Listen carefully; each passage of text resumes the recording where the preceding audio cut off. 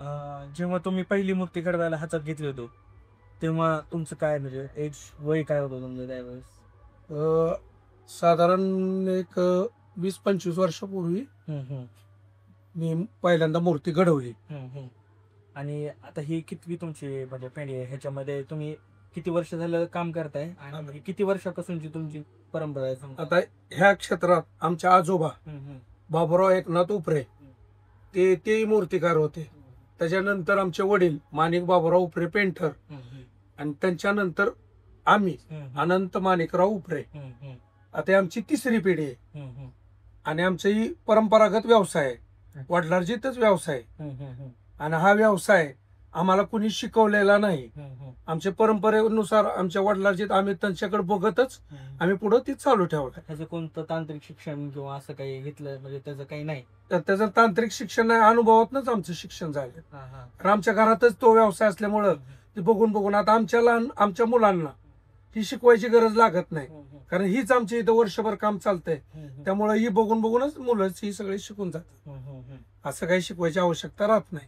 अच्छा, म्हणजे ही परंपरे पिढी जात व्यवसाय. व्यवसाय आलेला. आता हे व्यवसाय जवळजवळ आमचं 100 वर्ष पूर्ण करत आलो. हम्म, आमच्या आजोबा नंतर वडिलांनंतर आम्ही हम्म. आता 100 वर्ष आमचे पूर्ण झालेत थोडक्यात म्हणजे या व्यवसायात. 100 वर्षांची परंपरा. 100 वर्षाची परंपरा हम्म, या व्यवसायात आहे. हम्म, हम्म. मग आता जेव्हा आपण बार्शीमध्ये गणपती मूर्ती घ्यायला जातो तेव्हा उपरे पेंटर्स कडनंच घेतो.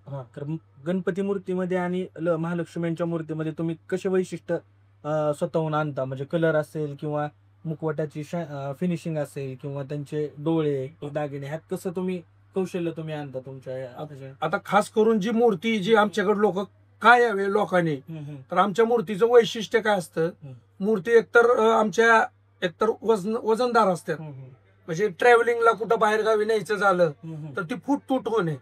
आणि खास करून आमचं पर्सनली आम्ही फिनिशिंग वर जास्त भर देतो. म्हणजे मूर्तीला कुठं रप्पाना नसावा, मूर्ती एकदम सुपिरियर शार्पनेस असेल. आणि त्या कलेतलं वैशिष्ट्य म्हणजे खास म्हणजे जी नजर आहे, जी डोळे, की त्यात जिवंतपणा आम्ही ओतलेला असतो. त्या जिवंतपणामुळे मूर्ती जिवंत वाटली पाहिजे, बघितल्यानंतर त्यात जिवंतपणा दिसतो. हे आमचं खास वैशिष्ट्य आहे मूर्तीतलं. याच्यानंतर आता समजा असं काय आहे का की तुम्ही एखादी मूर्ती बनवायला गेली आणि तुम्हाला देखील असा अनुभव काहीतरी त्यातनं आलाय, एखादा चमत्कार किंवा असं काही तुम्हाला जाणवतं का दरवेळी मूर्ती बनवताना? तसं काय आतापर्यंत तर काय नाही, पण आम्ही मूर्ती करतो त्यातनं आम्हाला नवीन नवीन ती बघूनच नवीन नवीन शिकायला मिळतं की या वर्षी बाबा आपल्याला या मूर्तीपासून काय मिळलं आणि आपण लोकांना काय द्यायला पाहिजे, लोकांची मागणी काय, ती आम्ही त्या हिशोबानेच आम्ही मूर्त्या बनवत राहतो. त्याच्यातनं काय असं वेगळं पण काय दिसत नाही. म्हणजे असं हीच तुमच्यासाठी म्हणजे सेवा असल्या सेवा. हा. पहिली मूर्ती तुम्ही कधी बनवली होती सगळ्यात पहिली, आणि माती शाडू हातात कधी घेतला? आम्ही लहान असतानाच घेतली. लहान असताना साधारण आम्ही 10-15 वर्षाचे असताना ते आम्ही बघत बघत आम्ही खेळत खेळतच शिकलोय. म्हणजे आम्हाला काय असं करत करतच आम्ही हे झालो, शिकत गेलो.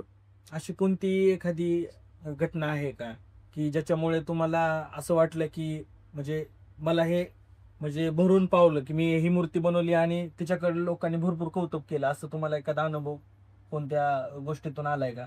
तुम्हाला असं बरं वाटलं की ही प्रतिक्रिया आली आणि मला बरं वाटलं? बरेचसे कस्टमर जे गिराईक येतात की त्या लोकांना की आपली मूर्तीतनं जिवंतपणा असल्यामुळं आणि आपली जी सुबकता असल्यामुळं, आता मूर्ती तर सगळीकडेच मिळते, मूर्ती तर बरेच जण विकणार आहे, पण त्यातनं काय आपल्यापासून त्यांना अपेक्षा काय असते की बाबा मूर्ती त्यांची एक वैशिष्ट्यपूर्ण असते.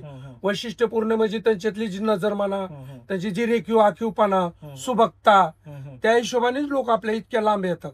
तर आपण मार्केटमध्ये कधी दुकान आजपर्यंत कधी मी लावलेलं नाही. दुकान नाही, माझा कारखाना आहे. कारखाना म्हटलं तर इथं उत्तरेश्वर मंदिर पैसे असल्यामुळं गाव सोडून मी बाहेर आहे. गाव सोडून बाहेर असल्यामुळं आणि माझं कसं आहे, लोकांना कामाचं वैशिष्ट्य माहिती आहे की आपण काम देतो कसं, त्याची गॅरंटी पण असते की जेणेकरून आपली मूर्ती कधी फुटत नाही, भंगत नाही. म्हणजे अशा हिशोबाने जाडजूड बनवलेले असते, त्यामुळे लोक आपल्यापर्यंत इतक्या लांब घेऊन जातात. आता ह्यात फिनिशिंग मध्ये पण काही प्रकार आलेले आहेत, जसं आहे ना, वॉर्निश पेंटिंग मध्ये येतं, मॅट पेंटिंग मध्ये येतंय, आणि खास करून मॅट पेंटिंगला जास्त लोकांची पसंती आहे. पहिलं कोणतं म्हणजे वॉल वॉर्निश पेंटिंग. पूर्वी वॉर्निश पेंटिंगचं काम चालायचं. वॉर्निश पेंटिंगला काय असं लय विशेष महत्व नसेल, पण आता खास करून मॅट पेंटिंगला म्हणजे सुबकता जास्त येते. लोक मॅट पेंटिंगच जास्त मागतात. मॅट पेंटिंगच दिसायला चांगलं दिसतं. अच्छा.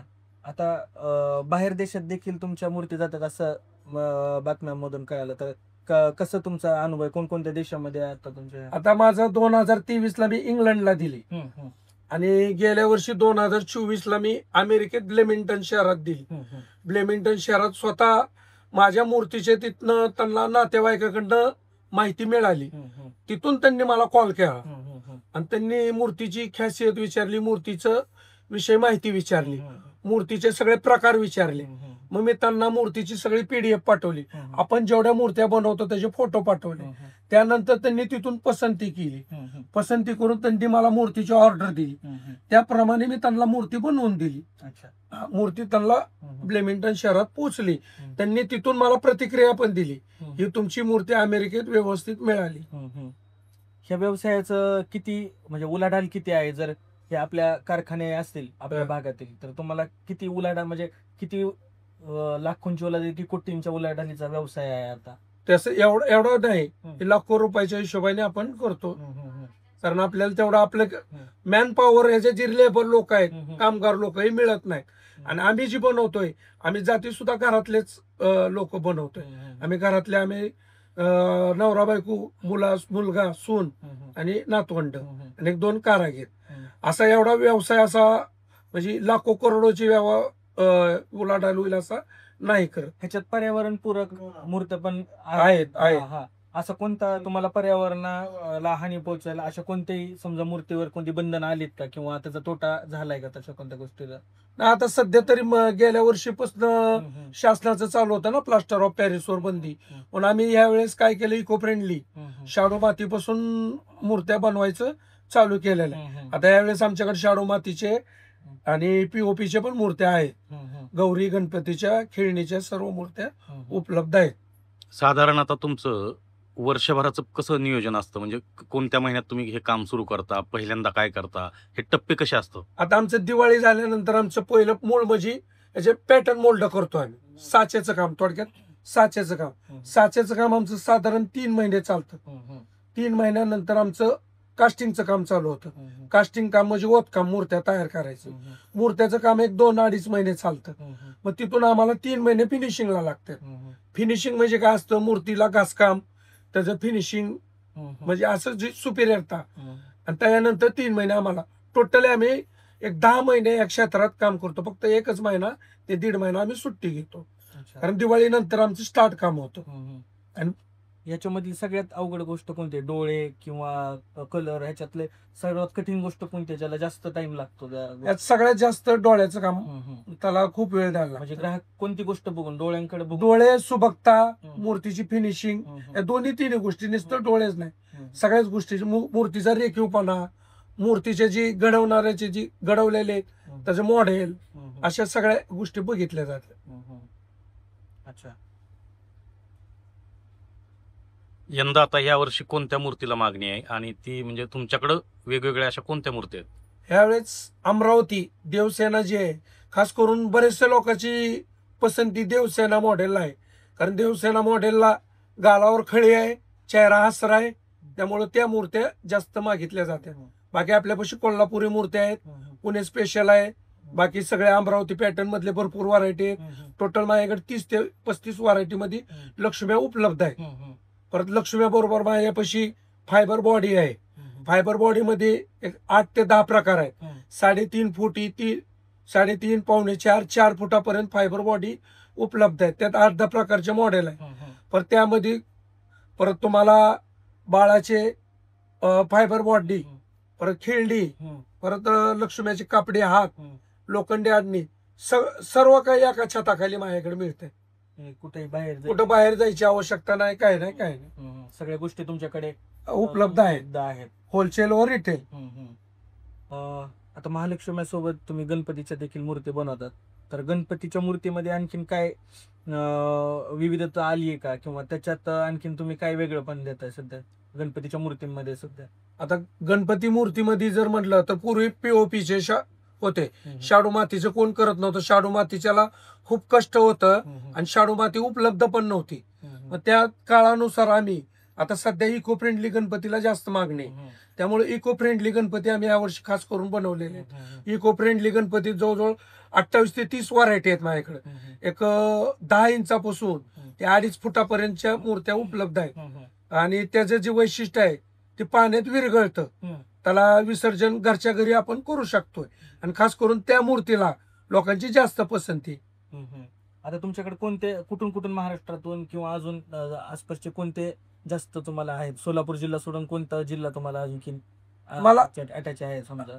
माझा जी माल आहे ते मला खास करून जी व्यापारी वर्ग आहे मराठवाडा, परत पश्चिम महाराष्ट्रात पुणे, मुंबई, ठाणे, इकडं विदर्भ, परत अजून जर आपलं स्टेट आपलं महाराष्ट्र सोडून बेंगलोर, कर्नाटक इथून सुद्धा मागणी आहे. आणि तुमच्याकडे मूर्त्या घेणारे परंपरागत असे किती असू शकतात लोक बारशे ते समजा आसपासचे, की ते तुमच्याकडूनच घेतात असे किती असू शकतात?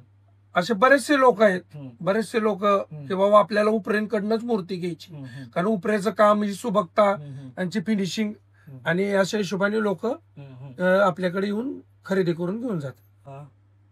जेव्हा तुमच्याकडे ग्राहक येतात तेव्हा तुमच्याकडं कोणत्या व्हरायटी पासून म्हणजे किती किमतीपासून तुमच्याकडे उपलब्ध आहेत ह्या गोष्टी सगळ्या, आणि ग्राहकांची पसंत म्हणजे कोणत्या प्राइसिंग पर्यंत आहे किंवा, आणि ह्यातून तुमची मेहनत पण किती आहे समजा, ह्याची प्रोसेस पण कशी आहे? म्हणजे पहिल्यांदा मातीनंतर मोल्डिंग वगैरे ह्या सगळ्या प्रोसेस मधनं तुम्हाला जावं लागतं, तर किती मेहनत आहे याच्या मागे?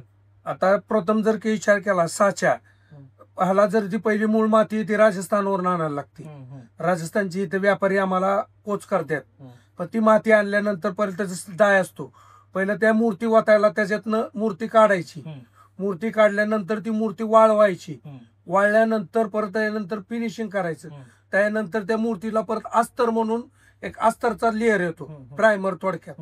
प्रायमर मारून परत त्याला बॉडी कलर येतो. बॉडी कलर झाल्यानंतर शेडिंग झाल्यानंतर परत त्याचं झाल्यानंतर केस, गंध, टिकली, कमीत कमी एक मूर्ती आम्हाला 50 ते 60 वेळा उचल ठेव करावं लागते. म्हणजे 50 ते 60 वेळा त्याला काम करावं लागतं.